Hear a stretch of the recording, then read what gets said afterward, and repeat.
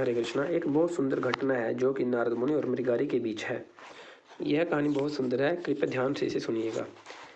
कहानी कुछ इस प्रकार है। एक समय की बात है, महान संत नारद मुनि पवित्र नदियों के स्नान करने के लिए प्रयाग गए। वहाँ गंगा, यमुना तथा सरस्वती नदियों का संगम होता है। नारद मुनि भगवान कृष्ण के शुद्ध भक्त हैं। भगवान कृष्ण की कृपा से वे ब्रह्मांड के किसी भी लोक की यात्रा कर सकते हैं। जैसे हमें किसी लोक में जाना हो तो उसके लिए हमें जाना है तो हमें फ़्लाइट चाहिए, जहाज़ चाहिए, पर हम उसके बिना नहीं जा सकते। पर जो नारद मुनि भगवान के शुद्ध भक्त हैं, उनका बिल्कुल अलग सिस्टम था। उनके पास एक आध्यात्मिक शरीर था। वो भगवान के धाम और हमारी धरती पर या कहीं भी आसानी से जा सकते थे। भगवान वे भगवान कृष्ण के यश का प्रचार करने के लिए सदैव स्वतंत्र भ्रमण करते रहते हैं। उनका लक्ष्य रहता है लोगों को शिक्षा देना कि कैसे भगवान को समर्पण किया जाए। एक बार की बात है, जब वे जंगल से गुजर रहे थे, तब उन्होंने रास्ते में बाण से घायल हिरण को पड़े देखा और उसके पैर टूटे थे तथा वह भयानक दर्द से छटपटा रहा था। आगे नारद मुनि थोड़े से आगे गए, तब उन्होंने देखा कि एक सूअर भी ऐसी हालत में पड़ा है और उसके भी पैर टूटे हैं और वो भी दर्द से छटपटा रहा है। फिर वो थोड़ा आगे गए तो उन्होंने देखा कि एक खरगोश को भी उस अवस्था में देखा।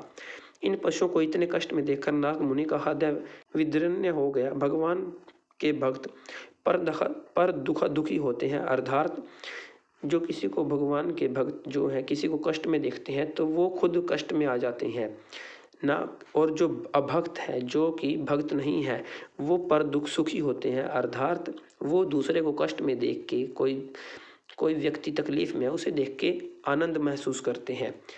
पर नारद मुनि ऐसे नहीं है, क्योंकि वे भगवान के शुद्ध भक्त हैं तो वह पर दुखी होते हैं। नारद मुनि छटपटाते जानवरों के कारण का पता लगाने के लिए जंगल के अंदर चले।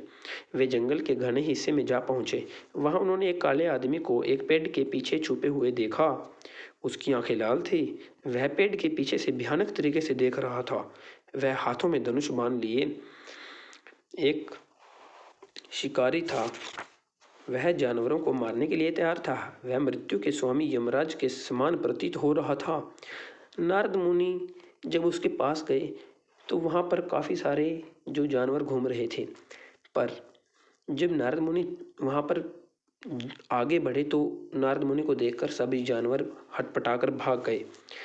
यह देखकर उस जानवर जो शिकारी था उसको क्रोध आया। शिकारी ने नारद मुनि से कहा, हे गोस्वामी, हे महान संत पुरुष, मेरे पास आने के लिए आपने जंगल का मुख्य मार्ग क्यों छोड़ दिया? जिन जानवरों को मैं शिकार करना चाहता था, मात्र आपको देखने से वे भाग गए। नारद मुनि ने उत्तर दिया, मूर्ख, मार्ग छोड़कर मैं तुम्हारे पास अपने मन में उपजी एक शंका के समाधान के लिए आया हूँ। मैं जानना चाहता था कि सारे सूअर, दूसरे जानवर जो अधमरे पड़े हैं, क्या तुमने उन्हें मारा है? शिकारी बोला, हाँ, आप जो कह रहे हैं वह सत्य है। इन जानवरों को मैंने ही मारा है। तब नारद मुनि ने पूछा, तुम जानवरों को पूर्ण रूप से क्यों नहीं मारते? आप जानवर को या तो पूरा मार दो, तुम उनको अधमरा क्यों छोड़ रहे हो? तुम उनके शरीर को बाणों से भेद कर वह अधमरा करके क्यों छोड़ते हो? क्या तुम नहीं देख सकते कि उन्हें कितना भयानक दर्द हो रहा है? शिकारी बोला, मेरे प्रिय संत जी, मैं मृगारी हूँ, जानवरों का शत्रु। मेरे पिता ने मुझे अधमरा करना सिखाया। मृगारी को नहीं पता था कि उसकी जो वो कर रहा है सही है या गलत है। उस उन्होंने कहा, मृगारी ने, मेरे पिता ने मुझे यह करना सिखाया था। उनके उससे पहले उनके पिता ने ऐसा करना सिखाया। मेरा पूरा परिवार सदैव इसी प्रकार जीवन यापन करता आया है। शिकारी के भजे का एक हिस्सा है मरते हुए जानवरों को भयानक दर्द से छटपटे हुए देखना। जब मैं अधमरे जानवरों को छटपटे देखता हूँ तब मुझे आनंद मिलता है। तब नारद मुनि ने शिकारी से कहा, मैं तुम्हें एक चीज मांगना चाहता हूँ। शिकारी ने जवाब दिया, हाँ, आप जो कोई भी जानवर या वस्तु आप चाहते हैं ले सकते हैं। यदि आपको पसंद हो तो मेरे पास एक बहुत ही सुंदर हिरन की और शेर की खाल है, क्या मैं आपको ला कर दूं? नारद मुनि बोले, मुझे कोई भी खाल नहीं चाहिए। मैं तुमसे केवल एक चीज दान में चाहता हूँ। मेरी तुमसे विनती है कि आज के दिन से तुम जानवरों को पूर्ण रूप से मारना तथा उन्हें अधमरा करके ना मारना, ना छोड़ना। अधमरा करके ना छोड़ना। भगवान कृष्ण के भक्तों की कोई भी स्वार्थपूर्ण इच्छा नहीं होती। वे भौतिक वस्तुओं द्वारा प्रलोभित नहीं होते। उनका एक ही उद्देश्य होता है, क्या? पूरे विश्व में कृष्ण भगवान का प्रचार करना। शिकारी ने पूछा, आप इस तरह क्यों बोल रहे हैं? अगर जानवर अधमरे पड़े हैं तो इसमें गलत क्या है? शिकारी ने बोला, अगर जानवर अधमरे पड़े हैं तो इसमें गलत क्या है? क्या आप कृपया मुझे समझाएंगे? नारद मुनि ने उत्तर दिया, अगर तुम जानवरों को अधमरा करके छोड़ते हो तो तुम उन्हें जानबूझकर कष्ट दे रहे हो। कि आप उनको जानबूझकर कष्ट दे रहे हो। वो खुद नहीं मरे पर आपने उनको मारा और आप उनको जानबूझकर कष्ट दे रहे हो। इसलिए तुमको इसके बदले में वैसा ही फल भोगना पड़ेगा। जो कुछ भी नारद मुनि कहते हैं उसको प्रामाणिक समझा जाता है। क्यों? क्योंकि जो वो बोलते हैं वो शास्त्रों में होता है, वैदिक शास्त्रों से होता है।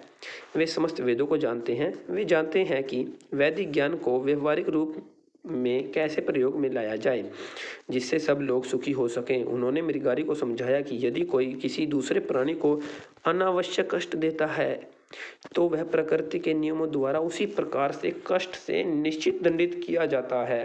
प्रकृति के नियमों के अनुसार जीवन के बदले जीवन होता है। प्रकृति के नियम कड़े होते हैं, कोई उससे बच नहीं सकता। एक पापी व्यक्ति को इस जीवन में, अगले जीवन में तथा आने वाले अन्य जीवनों में भी कष्ट भोगना पड़ेगा। नारद मुनि ने जारी रखा, मेरे प्रिय शिकारी, जानवरों को मारना तुम्हारा व्यवसाय है। यह तुम्हारे पक्ष में पहले ही अपराध है, किंतु जब तुम्हें उन्हें अधमरा छोड़कर जानबूझकर कष्ट देते हो तो तुम बहुत अधिक पाप अर्जित करते हो। तुम बहुत पाप कमाते हो। जब तुम उनको कष्ट देते हो, तुम उनको मारते हो, अधमरा छोड़ते हो, तुम इतना पाप कमाते हो। सारे जानवरों को जिनको तुमने मारा है तथा अनावश्यक कष्ट दिया, तुमको एक के बाद एक करके तुम्हारे अगले जीवन व जीवन के बाद जीवन में मारते रहेंगे।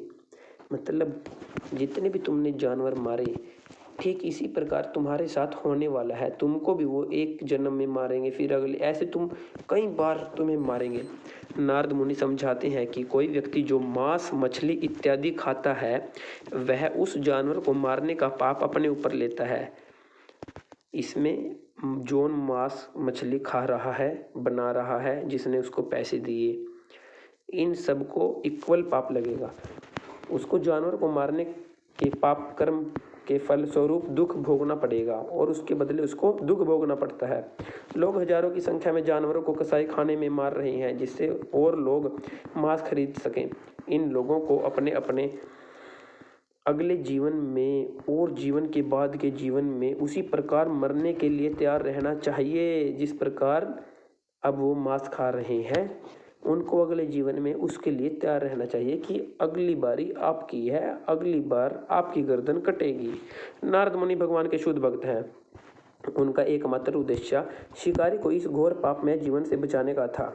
नारद मुनि का कोई लालच नहीं था कि मुझे इसको कुछ मिलेगा, पैसा मिलेगा। नारद मुनि उसके पास क्यों गए? क्योंकि नारद जो भक्त है, भक्त के दिल में करुणा होती है कि किसी जो कोई पाप कर रहा है वो उसे देख नहीं सकता, जो किसी को कष्ट दे रहा है वो उसे देख नहीं सकता। इसलिए मृगारी के पास नारद मुनि गए कि वो अपना जीवन सुख शांति से बिता सके इस पाप में जीवन से बचकर, वरना अगला जीवन उसका बहुत ही दर्दनाक होने वाला है। उनका मुख दैदीप्यमान था, उनकी वाणी में सत्यता प्रकट हो रही थी, उनका चरित्र प्रभावशाली था। उनकी दिव्य उपस्थिति से, उनकी वाणी से तथा उनके संग से, शुद्ध भक्त के संग से सबका दिल पिघल जाता है। ठीक इसी प्रकार मृगारी का दिल पिघलने लगा। नारद मुनि द्वारा समझाए गए धार्मिक सिद्धांतों को वह स्पष्टता से समझ गया। अब तक बिताए गए अपने पापमय जीवन से के प्रति भयभीत हो उठा। अब उसने सोचा कि मैंने तो बचपन से मैं मतलब ये करता रहा हूँ, तो वो डर गया कि मेरे साथ मतलब क्या होगा। आप सोच सकते हो, जो बचपन से ही इतने गलत कामों में, अंडा, मांस, मछली खा रहा है, इतना पाप कमाया उसने, कितना पाप कमाया कि उसका अगला जीवन क्या होगा, सोच भी नहीं सकते हम। उसने कहा, मुझे यह पेशा एकदम बचपन से सिखाया गया था। अब मैं विस्मित हूँ कि पापमय कर्म की इस बड़ी गठरियों से कैसे छुटकारा पाऊंगा। अब मृगारी को समझ आया क्योंकि उन्होंने शुद्ध भक्त का संग किया, जो कि भगवान कृष्ण के एक शुद्ध भक्त है। तो उसको समझ में आया कि मैंने पाप तो कर दिया, इससे मैं कैसे बचूं। तो बताएं कि मैं अपने पापमय जीवन से फलों से कैसे छुटकारा पाऊं। अब मैं पूर्ण रूप से आपको समर्पित हूं और आपके चरण कमल की शरण में हूं। कृपया मुझे पाप के फल से बचाएं। यह विधि है। एक संत पुरुष की संगत से व्यक्ति अपने पापमय जीवन के असर को समझ सकता है। अब यहाँ से हमें ये सीखने को मिलता है कि हमें भी नहीं पता गलत क्या है सही क्या है। अब जो अंडा मीट मछली खा रहा है उसे क्या पता वो गलत है सही, क्योंकि उसको सिखाया नहीं गया। पर जब हम किसी अच्छे गाइडेंस की मोन्टायर की गाइडेंस में जाते हैं, मतलब जिसको पता है कि गलत सही क्या है, जो वैदिक शास्त्रों को पढ़ता है, उसके हिसाब से अपना जीवन जी रहा है, तो वो हमें बता सकता है कि ये हमारे लिए गलत है, ये सही है। जो हम उसके अकॉर्डिंग अपनी लाइफ स्पेंड करेंगे तो हमें कोई कष्ट नहीं होगा और हम आसानी से भगवान के धाम और भगवान की भक्ति कर सकते हैं। नारद मुनि ने शिकारी को विश्वास दिलाया, यदि तुम मेरी शिक्षाओं को सुनते हो तो मैं कोई मार्ग ढूंढ सकता हूँ जिसके द्वारा तुम मुक्त हो सकते हो। भगवान कृष्ण के शुद्ध भक्त बहुत शक्तिशाली होते हैं, उनमें से प्रत्येक संपूर्ण जगत को बचा सकते हैं। तो नारद मुनि के बारे में क्या कहना, वह बहुत से शुद्ध भक्तों के आध्यात्मिक गुरु हैं। यदि कोई उनकी शिक्षाओं का पालन करता है तो वह कितनी भी मात्रा में पाप से मुक्त हो सकता है। तब शिकारी बोला, प्रिय मुनिवर, आप जो भी कहेंगे मैं करूँगा। नारद मुनि ने शिकारी की तरफ करुणा से देखा और कहा, सबसे पहले अपने धनुष को तोड़ दो, तब मैं बताऊंगा कि आगे क्या करना चाहिए। शिकारी अचंभित रह गया, यदि मैं अपना धनुष तोड़ दूं, वह बोला, तो मेरे परिवार का पालन कैसे होगा। शिकारी को अब डर था कि भाई जो मैंने धनुष तोड़ दिया, मेरा तो पेशा यही है, मेरे परिवार का पालन कैसे होगा। नारद मुनि ने कहा, चिंता मत करो, मैं प्रतिदिन तुम्हारा भोजन भिजवाया करूंगा। देखो, शुद्ध भक्त है जो, मतलब नारद मुनि का कोई बेनिफिट नहीं इसमें, पर वो उसको एक उसका अच्छा जीवन चले उसके लिए कितना कर रहे हैं कि मैं प्रतिदिन तुम्हारा भोजन भिजवाया करूंगा। नारद मुनि जानते थे कि वास्तव में कृष्ण ही सबकी आवश्यकताओं की पूर्ति करने वाले हैं। शिकारी वास्तव में अपने धनुष द्वारा नहीं बल्कि कृष्ण द्वारा पाला जा रहा है। हमें ये नहीं सोचना चाहिए कि भाई मैं कमा रहा हूँ, मैं नौकरी लग रहा हूँ, ये तो अब मेरा परिवार मेरी वजह से चल रहा है। नहीं, आपके हाथ पैर ठीक है, आपके अंदर इतनी बुद्धि है, वो भगवान कृष्ण की ही देन है। वरना जो आपका हाथ, कोई भी एक दिमाग की थोड़ी सी भी नस हिल जाए ना, पागल हो जाओगे। फिर कौन कमाएगा।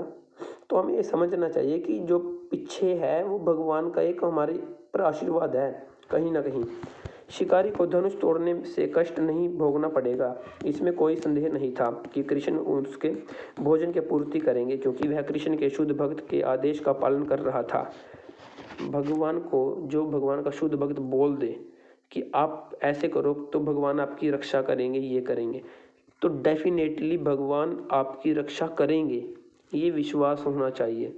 क्योंकि जो भगवान के शुद्ध भक्त बोलते हैं तो भगवान को वैसा करना पड़ता है। इस प्रकार शिकारी ने नारद मुनि के वचनों में विश्वास के साथ अपने गुरु के प्रथम आदेश का पालन करते हुए नारद मुनि ने सबसे प्रथम आदेश दिया कि अपना धनुष तोड़ दो। धनुष को तोड़ दिया। वह अगले आदेश की प्रतीक्षा में नारद मुनि के चरण कमलों में दंडवत गिर पड़ा। नारद मुनि ने झुककर उसे उठाया और कहा, आप घर जाओ और जो कुछ भी तुम्हारे पास है वह ब्राह्मण पुरोहितों को दान कर दो। उसके बाद मात्र पहने हुए वस्त्रों को लेकर घर छोड़ दो। नदी के किनारे जाओ और एक कुटिया बनाओ। घर के सामने एक उच्च स्थान पर तुलसी का एक पौधा लगाओ। नारद मुनि ने क्या शिक्षा दी कि पहले अपने सब कुछ दान कर दो, अपनी कुटिया घर छोड़कर एक नदी के पास आकर कुटिया में तुलसी का पौधा लगाओ।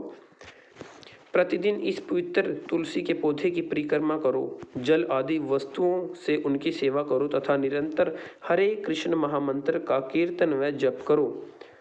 नारद मुनि ने क्या शिक्षा दी? उसने इतना पाप किया हुआ था, इतना पाप, इतने जानवरों को कष्ट दिया, तड़फा कर मारा। सिर्फ नारद मुनि ने कहा कि एक तुलसी महारानी का पौधा लगाओ, उसकी परिक्रमा करो, उनको जल अर्पित करो और वह हरे कृष्ण महामंत्र का जप करो। हरे कृष्णा कृष्णा कृष्णा हरे हरे, हरे राम राम राम हरे हरे। मैं तुम दोनों को प्रतिदिन पर्याप्त भोजन भेजूंगा। तुम लोगों को जितनी आवश्यकता हो उतना खाद्य पदार्थ ले सकते हो। तत्पश्चात नारद मुनि 3 अधमरे जानवरों के पास गए और उन्हें अच्छा कर दिया। वे सब जानवर उठ खड़े हुए तथा तेजी से भाग गए। जब शिकारी ने यह देखा वह चकित रह गया। नारद मुनि को श्रद्धापूर्वक दंडवत प्रणाम किया। नारद मुनि प्रयाग के लिए चल दिए। नारद मुनि प्रयाग में क्यों जा रहे थे? पवित्र नदियों का स्नान करने, याद रखना। शिकारी उनकी आज्ञा का पालन करने के लिए घर वापस आ गया। उसके बाद शिकारी पूर्णतः बदला गया। यह समाचार पूरे गांव में फैल गया। वह कृष्ण का वैष्णव भक्त संत को हो गया। लोग यह सुनकर बड़े प्रसन्न हुए। भारतीय संस्कृति का एक हिस्सा यह है कि संत महात्माओं का पालन पोषण लोगों द्वारा होता है, अतः लोग उसको फल फूल शाक सब्जी अन्न दूध जैसे उपहार लाने लगे। एक दिन में 10 या 20 लोगों के लिए खाद्य पदार्थ आ जाता था, किंतु शिकारी व उसकी पत्नी उतना ही स्वीकार करते थे जितना वे खा सकते हैं और बाकी बांट देते थे। इस प्रकार हरे कृष्ण महामंत्र का जप कीर्तन तथा दूसरी भक्तिमय गतिविधियों में उनके दिन व्यतीत होने लगे। एक दिन नारद मुनि ने मित्र पर्वत मुनि ने नारद मुनि से उनको उनके शिष्य मृगारी के पास ले जाने के लिए कहा। अंत वे दोनों उसे देखने गए। जैसे कि मृगारी ने नारद मुनि को देखा वह उनसे मिलने के लिए दौड़ पड़ा। एक शिष्य के लिए महानतम आनंद होता है अपने आध्यात्मिक गुरु का दर्शन करना। वह ऋषियों के निकट आया। वह मुनि पर गिरकर उनको प्रणाम करना चाहता था, किंतु उसने जीवन पर रेंगती हुई चींटियों की एक कतार को देखा। कुछ चींटियां उसके पैर के आसपास भाग रही थी। अगर वह प्रणाम करता तो चींटियां कुचल जाती। वह एक चींटी को भी नुकसान नहीं पहुंचाना चाहता था। स्थान को स्वच्छ करने के बाद वह अपने आध्यात्मिक गुरु के सामने दंडवत प्रणाम करने के लिए गिर पड़ा। जो इंसान इतना गंदा था, जो कि तड़फा कर जानवरों को मारता था, उसके दिल में इतनी करुणा होगी कि वो चींटी को भी नहीं मार के खुश था। आप देखो, मतलब एक वो सोच रहा था कि यहाँ पर चींटी चल रही है कि मेरा पैर न इस पे आ जाए। आध्यात्मिक गुरु को देखे उन्हें दंडवत प्रणाम करे। पर्वत मुनि ने अपने मित्र नारद जी की ओर देखा और कहा, क्या यह वही क्रूर शिकारी है जिसका आप मुझे वर्णन कर रहे थे? यह पूर्ण रूप से बदल गया है। वह जीवन पर तुच्छ चींटियों को भी कष्ट देना नहीं सहन कर सकता। नारद मुनि ने कहा, मुझे अधिक आश्चर्य नहीं है, क्योंकि यह हरे कृष्ण महामंत्र के जप की शक्ति है।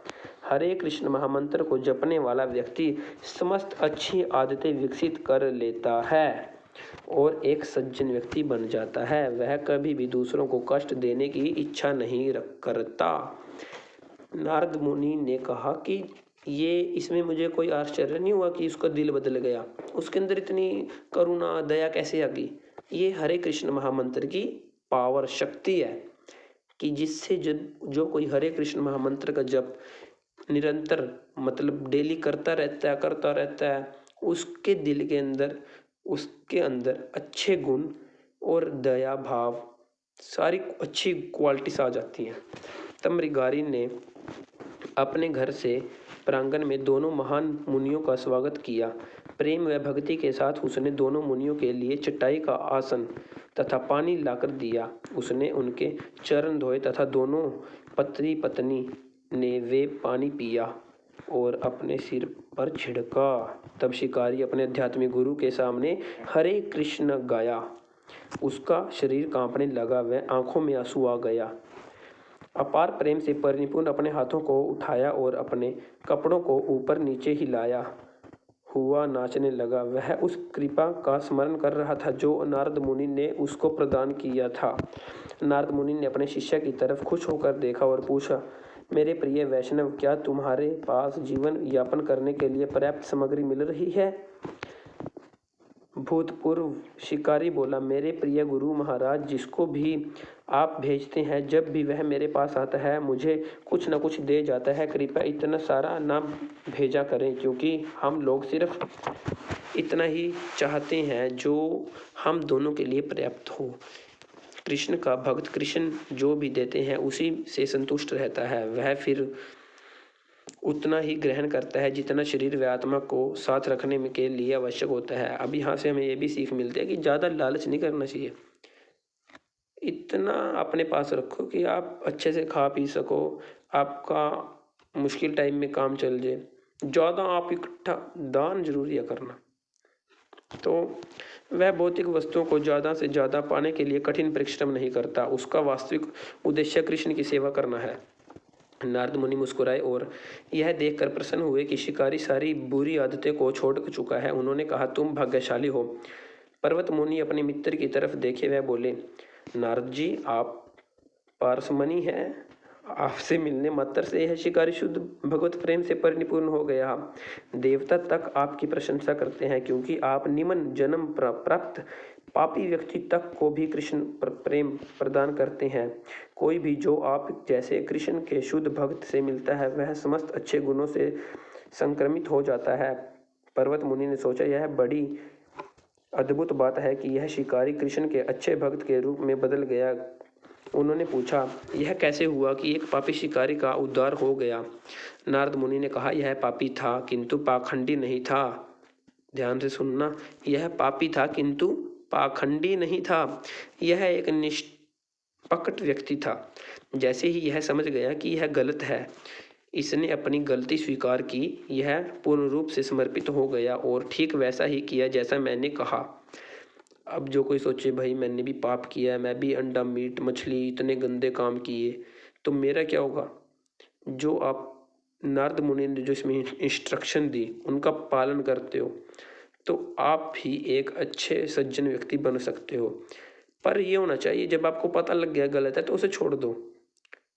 आपको पता लगा कि ये चीज़ गलत है तो उसे छोड़ दो, वरना फिर आप पाखंडी हो। अंत इसने प्रगति की। इससे आगे पापमय जीवन का त्याग करने के बाद इसने उसको दोबारा नहीं अपनाया। इसने पापमय जीवन सदा के लिए त्याग दिया। तब नारद मुनि व पर्वत मुनि ने शिकारी व उसकी पत्नी को आशीर्वाद दिया और अंतर्ध्यान हो गए। यह एक वास्तविक कथा है जो यह सिद्ध करती है कि भगवान श्री कृष्ण के शुद्ध भक्त का संग समस्त प्राणियों के लिए महानतम आशीर्वाद है। इसमें हमें मतलब क्या कहना चाहते हैं कि एक तो सबसे पहले संग, जो आप अच्छे इंसान, अच्छे व्यक्ति, अच्छे भक्त का संग करोगे तो वो आपको अपनी गुणगान में नहीं रहेगा कि मैं ऐसा हूँ मैं वैसा हूँ। वो भगवान कृष्ण को जितना आप समर्पित हो सको आपको भगवान कृष्ण की सेवा में लगाएगा। ये एक शुद्ध भक्त की क्वालिटी है। वो कहेगा कि आप भगवान का नाम लो, भगवान की सेवा करो। उसका कोई मोटिव नहीं है आपसे पैसे लेना ये वो। इसलिए हमें यहाँ से ये शिक्षा मिलती है कि जो नारद मुनि ने उसको शिक्षा दी कि दो, तुलसी पूजा और बाकी आध्यात्मिक कार्य, भगवान की पूजा और सबसे मेन भगवान का नाम। हरे कृष्णा कृष्णा कृष्णा हरे हरे, हरे राम राम राम हरे हरे। धन्यवाद। जो किसी का कोई प्रश्न हो तो वो कमेंट में करके पूछ सकता है, या इंस्टाग्राम की आईडी का मैं लिंक दे दूंगा, आप वहाँ पर भी कोई भी आपका प्रश्न हो आप पूछ सकते हैं। हरे कृष्णा।